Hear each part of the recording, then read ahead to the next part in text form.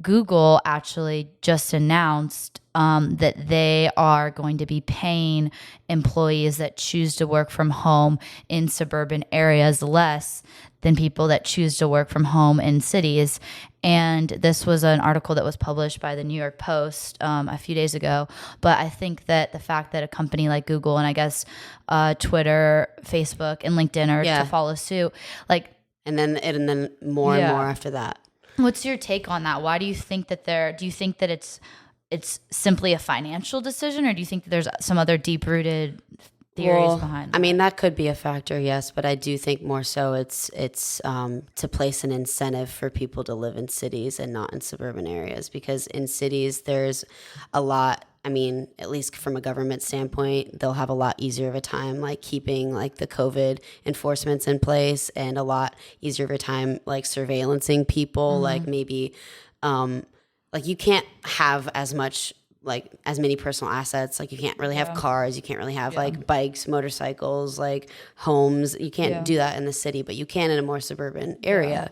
So there's less autonomy in a city, I think. Yeah, I think and they don't want that. I think it would make more sense if they were financially saying, oh, we're gonna, like, I guess it would make sense if they were saying, oh, if you don't come back to work, we'll across the board work from home, like we'll slash your payment. But the fact that they differentiated what neighborhood it was, like for example, this is directly from the they're like looking at the map.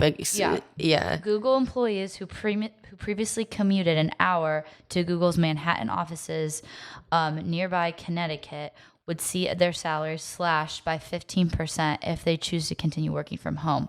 By contrast, Google employees who live within New York City's 5 boroughs and choose to work from home permanently would not see their pay slashed at all. So I would understand if across the board they were like, okay, if you choose to work from home and you're moving across the country, it doesn't make sense to pay you a New York salary. Okay, great, fine. But if you're going to say, if you still choose to stay in New York, we're going to keep your pay, that's not really fair if if everyone's still working from home. Like, what's the difference between someone working at home in New York and someone working at home in Connecticut? And don't you want to incentivize your employees who are actually making financially sound decisions by moving to a more cheap trying to raise a family, and trying to be responsible? But no, they actually want to incentivize bad behavior and bad decision making. And not that living in New York City is a bad decision, but I'm just saying, for the sake of my argument, and make you stay. I mean, it's for sure less safe. You have way more exposure to gang violence and drugs, and I mean,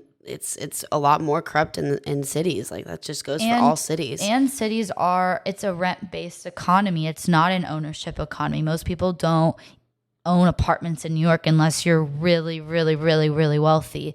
It's rent based, and that's how a lot of these cities are. So again, we're gonna kind of go into the actual land component of this shift in our American economy, but that's another component as well, is that they don't want you to own land or own a home, because that is privatizing the centralized plan.